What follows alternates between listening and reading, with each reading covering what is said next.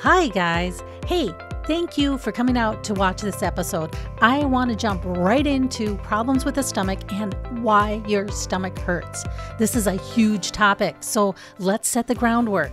There's a simplicity to Chinese medicine that follows Occam's razor that the simplest solution is usually the best option. And everything in Chinese medicine is a blueprint, an actual blueprint that you can review to figure out where you need to focus. And these blueprints are kind of like the idea that you can give a person a fish and feed them for a day, or teach them to fish and feed them for a lifetime. My goal is to feed you for a lifetime. So in Chinese medicine, 90% of disease originates from 5 leading causes. So the first part of gaining control of your health is understanding the leading causes of disease. Let's look at them. Out of the 5 causes of disease, there's one you don't have any control over, and that's genetics. You get what you get, and everyone gets something. The thing is, even in your family where everyone has similar genetics, disease is not consistent. Just because you have the genetic makeup for cancer, diabetes, high blood pressure, heart disease, whatever it is, it doesn't mean you will get that disease. Genetics is a complicated blueprint. A lot of things are going to have to happen first for your genetic blueprint to manifest. You know, some people never manifest their genetic blueprint. You see that a lot in families where some of the members have all sorts of disease, the other members have none. And that brings up the next point. In Chinese medicine, genetics is an opportunity. An opportunity that's not a game of chance. You actually control how your life is going to turn out. As you go through life, you're going to make decisions on lifestyle factors. These lifestyle factors help you determine if you manifest your genetics or not. Before we look at lifestyle factors, there are other aspects of genetics, like inherent weakness in the heart or lungs, that you are going to have to manage throughout your life. So, what are some of the lifestyle factors? Living in the West, diet comes up all the time in Chinese medicine. Like everything in Chinese medicine, there's going to be 2 sides to every coin. You can use diet to correct disease and improve health, or you can use diet to cause disease. Chinese medicine looks at diet and health through Chinese nutritional therapy, where foods are classified in the same way Chinese herbs are classified. There's going to be 4 categories attached to every food or herb, and they are taste, temperature, action, and the meridian or channel. You can get your Chinese medical diagnosis from your practitioner, and armed with your Chinese medical diagnosis, you can use these classifications to help you select foods that will build you up. That is where Chinese nutritional therapy differs from diet. Out of all the foods available, Chinese nutritional therapy can highlight those foods that may be most beneficial to your health. It's more a method of eating instead of a diet. You are probably more familiar with diets that restrict food choices and calorie intake. The food choices may or may not work for you, but diets that provide meal plans are a favorite because, let's be real, meal planning is complicated and takes time.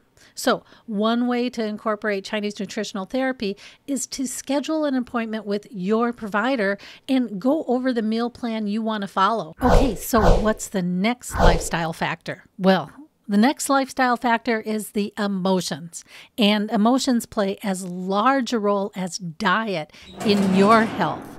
And more today, I think we accept that excessive emotions cause disease. An unhealthy need to control your life and environment can lead to rigidness, and that can lead to high blood pressure and heart disease. You know, what about constantly stuffing your emotions and not finding a way to express yourself effectively? That tends to lead to stomach or pancreas or gallbladder diseases. And then there's abuse or having to fight for acceptance of your identity, and that can lead to conditions that involve the kidneys. Okay, we've touched base on genetics and 2 lifestyle factors. There is one more lifestyle factor that can impact your health. The last lifestyle factor is your level of activity. Being overworked, playing hard, busy all the time, or even excessive sexual activity drains what Chinese medicine calls your vitality and essence. And most of us are doing this. I see business owners, we're working all the time, parents trying to keep their family fed, maybe working 3 jobs. All this activity is kind of like draining your life force down a sink. And to figure out what these these are the things that have you pushing yourself and burning the stick or burning the candlestick at both ends. But here's the biggest problem. You don't do these things for a short time. You do these things as a lifestyle. There's one last factor that can cause disease, and it's not a lifestyle factor. It's external factors. So let me give you an example. So in the Midwest, when fall would change to winter, the temperature change would always somehow bring on the flu. Or at the end of winter, when spring was coming in, the change from freezing to 40-degree days would seem like a heat wave. And I would run around outside without a coat and invariably get sick. And that's how Chinese medicine views external factors. These are things that happen naturally in nature, like the changes in temperature or wind that can cause you to get sick. And today, there's a whole lot more external factors that promote disease.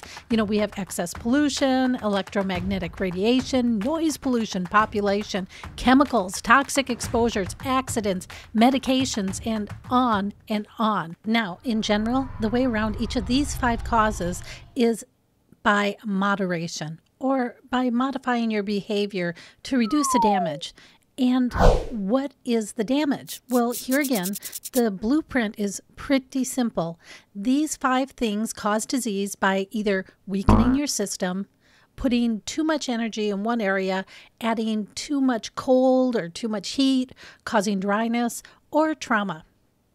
Now, to give you an example, because I know this doesn't make a lot of sense just listening to it right there, but stick around with this channel. I'm going to keep on explaining this over and over again, and at some point in time, it's just going to make sense. But here's an example. Diet is one of the leading causes of disease, and fats and fatty foods are a favorite. And I'm not just talking about a fine French meal. In fact, just thinking about fatty foods, my mind went to McDonald's French fries, right? The most enjoyable non-food available. But what these fatty foods do is create too much energy in the stomach because it takes a lot of enzymes and work to break down these fatty foods and conveniently store them in the hips and abdomen. And all energy creates heat.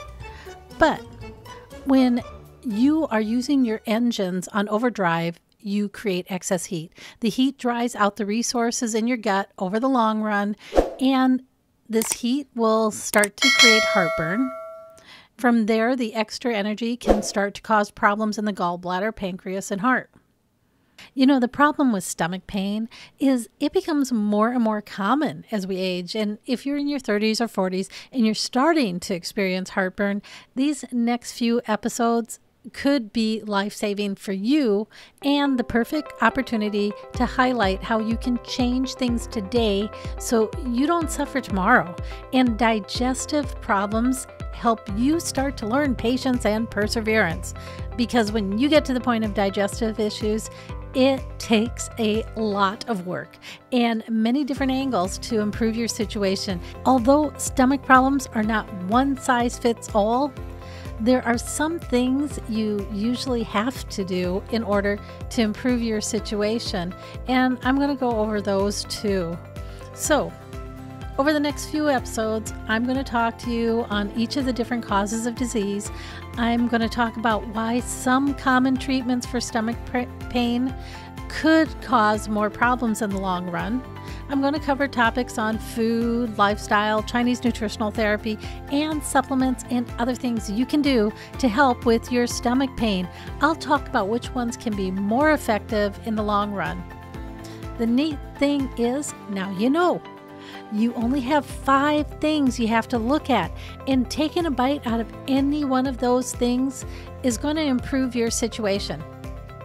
And sometimes that means you're going to have to address it from multiple different angles. Okay, guys, that's the episode for this week. Until next time, I'll catch you on the other side.